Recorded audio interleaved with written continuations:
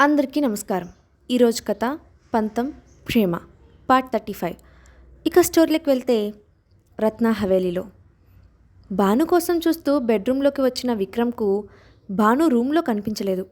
దాంతో బాల్కనీలో ఉందేమో అన్నట్టుగా వెళ్ళి చూసిన విక్రమ్కు భాను అక్కడ కూడా కనిపించకపోవడంతో భాను కోసం వెతకడానికి కిందికి వచ్చాడు విక్రమ్. భోజనానికి వచ్చే ముందు భాను ఫోన్ను బెడ్రూమ్లోనే వదిలేయడంతో ఫోన్ చేసే అవకాశం కూడా లేకపోయింది. భానుకి ఎక్కువగా గార్డెన్లో టైం స్పెండ్ చేసే అలవాటు ఉండడంతో గార్డెన్లోకి వెళ్ళిన విక్రమ్కి భాను అక్కడ కూడా కనిపించలేదు. ఆ క్షణం విక్రమ్ గుండెలో అలజడి మొదలైంది. మన అనుకున్న వాళ్ళు ఉన్నట్టుండి మన కళ్ళకి కనిపించకుండా పోతే మానసికంగా మనం ఎంత దృఢంగా ఉన్నవారైనా వీక్ అయిపోవడం సహజం. ఇప్పుడు విక్రమ్ కూడా అలాంటి స్థితిలోనే ఉన్నాడు. ఆ హవేలీ మొత్తం టైట్ సెక్యూరిటీ ఉన్నప్పటికీ వేరే వాళ్ళు అక్కడ అడుగు పెట్టడం అసాధ్యమని బుద్ధికి తెలిసినప్పటికీ అతని మనసు ఆ క్షణం అవేవి పట్టించుకునే స్థితిలో లేదు. భాను టెర్రస్ మీద ఉన్నదేమో చూడ్డానికి వెళ్తున్న సమయంలో అక్కడికి కాస్త దూరంలో గార్డెన్కి మరో పక్కగా ఉన్నటువంటి ఆర్టిఫిషియల్ పాండ్ దగ్గర ఎవరో కూర్చున్నట్టు అనిపించడంతో జాగ్రత్తగా పరిశీలించాడు విక్రమ్. అక్కడ ఉన్నది భాను అని నిర్ధారించుకున్న తర్వాత విక్రమ్ మనసు స్థిమితపడింది. అక్కడి నుండి తిరిగి హవేలీలోకి వెళ్ళిన విక్రమ్ భాను కోసం ఫుడ్ తీసుకొని మళ్ళీ పాండ్ దగ్గరకు వెళ్ళాడు. పాండ్ దగ్గర తను తీసుకువచ్చిన జ్యూస్ గ్లాస్ను పక్కనే ఉన్న గట్టు మీద పెట్టి పాండ్లో ఉన్న తామరలు కలువలు చూస్తూ కూర్చుంది భాను. భానుని అలా చూసిన విక్రమ్కు చిన్నతనంలో కూడా భాను ఇలానే అలిగి తినకుండా కూర్చునేది. కావలసినది దక్కే వరకు కూడా అలాగే మొండిగా కూర్చునేది. అది గుర్తుకు వచ్చి చిన్నగా నవ్వుకుంటూ, "నువ్వు ఇప్పటికీ ఏం మారలేదు బన్నీ" అని అనుకుంటూ వెళ్ళి భాను పక్కన కూర్చున్నాడు విక్రమ్. బాగా డీప్గా ఆలోచనలో మునిగిపోయి ఉన్న భాను తన పక్కన వచ్చి కూర్చున్న విక్రమ్ను కూడా గమనించలేదు. దీర్ఘాలోచనలో ఉన్న భాను భుజం మీద చేయి వేసి, "బన్నీ" అంటూ పిలిచాడు విక్రమ్. ఆ స్పర్శకు తల తిప్పి చూసిన భాను తన పక్కన కూర్చొని ఉన్న విక్రమ్ని చూసి ఏమీ మాట్లాడకుండా మళ్ళీ కలువల వైపు దృష్టి సారించింది. "బన్నీ, ముందు ఫుడ్ తిను" అంటూ భాను కోసం తను తీసుకువచ్చిన ప్లేట్ను ఇచ్చాడు విక్రమ్. "ఈవినింగ్ స్నాక్స్ కాస్త ఎక్కువగా తిన్నాను, నాకు ఆకలిగా లేదు" అని అంది భాను. భాను అబద్ధం చెప్తుందని అర్థం చేసుకున్నాడు Vikram. "Are you all right?" అని అడిగిన విక్రమ్కు భాను మౌనమే సమాధానమైంది. "బన్నీ, ఏమైంది? ఏం కాలేదు. మరి నువ్వెందుకు ఏం తినలేదు? ఇంకా చాలా డిస్టర్బ్గా కనిపిస్తున్నావు." "అలాంటిది ఏం లేదు" అని చెప్పిన భాను ఒక నిమిషం తర్వాత మళ్ళీ మాట్లాడుతూ, "విక్రమ్, మరొక 10 డేస్లో కాలేజ్ రీఓపెన్ అవుతుంది. క్లాసెస్ స్టార్ట్ అయిన తర్వాత నేను కాలేజ్ హాస్టల్లో ఉందామని అనుకుంటున్నాను" అని అంది భాను. భాను చెప్పింది విన్న విక్రమ్ ఒక్క క్షణం షాక్ అయ్యాడు. Royal resorts. వంశీ వెకిలి చేష్టల నుండి తప్పించుకోవడానికి పార్టీ హాల్ నుండి వచ్చేసింది అను. ఆ ఏరియా రిసార్ట్కి వెనుక పక్కన ఉన్న ఓపెన్ గార్డెన్ ఏరియా కావడంతో లోపల వైపుకి వెళ్ళింది అనుపమ. ఆమెకు కాస్త దూరంలో ఎవరో ఒక వ్యక్తి ఒక ఆవిడ చేయి పట్టుకొని లాక్కెళ్తూ ఉండడం గమనించింది. వాళ్ళు తనకు తెలిసిన వాళ్ళలా అనిపించడంతో అటువైపు నడిచింది అనుపమ.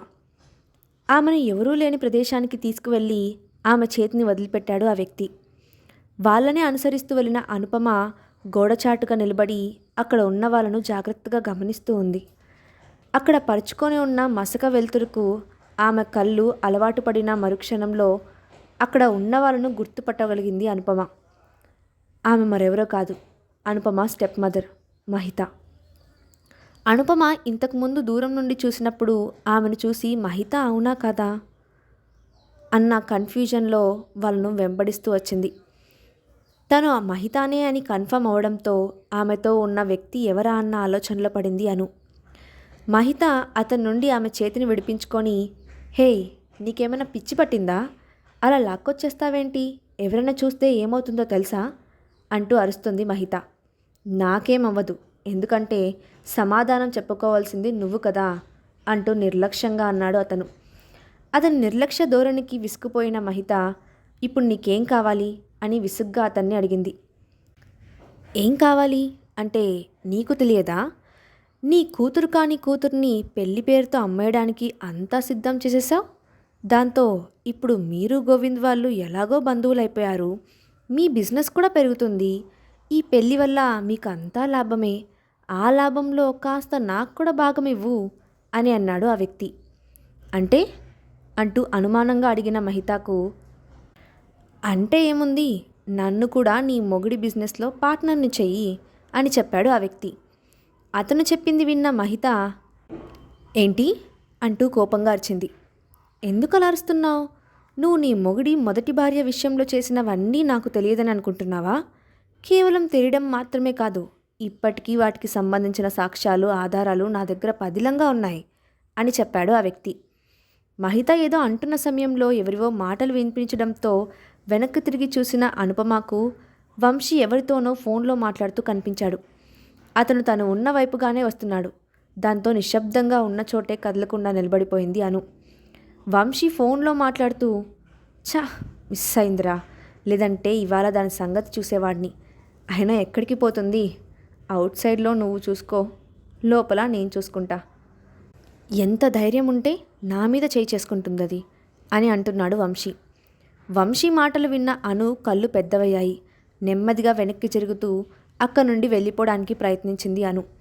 కాస్త దూరం వెళ్ళగానే అక్కడి నుండి బయటకు వెళ్ళడానికి ముందుకు చూసిన అనుకి అక్కడ కూడా వంశీ కనిపించడంతో ఏం చేయాలో అర్థం కాక పక్కకి జరిగింది.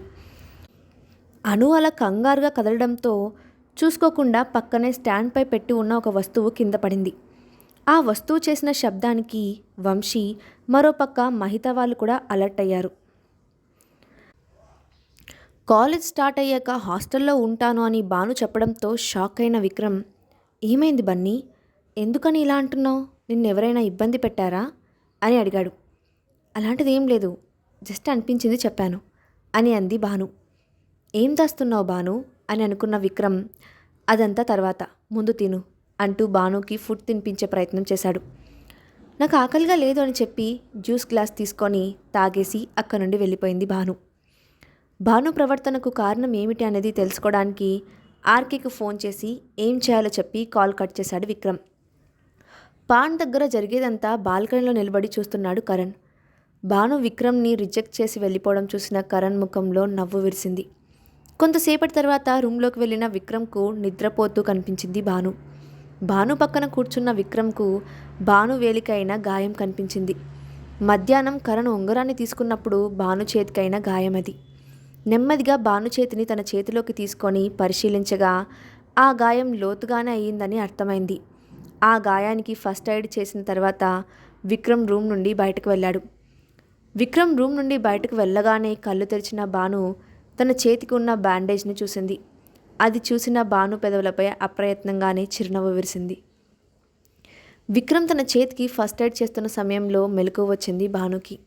తను నిద్రలేస్తే ఆ గాయం ఎలా అయిందో చెప్పాల్సి వస్తుంది అని అనుకున్న భాను సైలెంట్గా ఉండిపోయింది. రూమ్ నుండి బయటకు వచ్చిన విక్రమ్ నేరుగా కరణ్ రూమ్ దగ్గరకు వెళ్ళి డోర్పై తట్టాడు. రూమ్ డోర్ ఓపెన్ చేసిన కరణ్ చెంపపై గట్టిగా కొట్టాడు విక్రమ్. విక్రమ్ అని అరిచిన కరణ్ను మళ్ళీ కొట్టిన విక్రమ్, ష్, అరవకు, ఇవాళ బన్నీ తినకపోవడానికి డల్గా ఉండడానికి కారణం నువ్వే అని నాకు తెలుసు అని అన్నాడు విక్రమ్. విక్రమ్ అన్న మాటకు సైలెంట్గా ఉండిపోయాడు కరణ్. ఇవాళ నువ్వు ఏం చేశావన్నది నేను నిన్ను అడగను.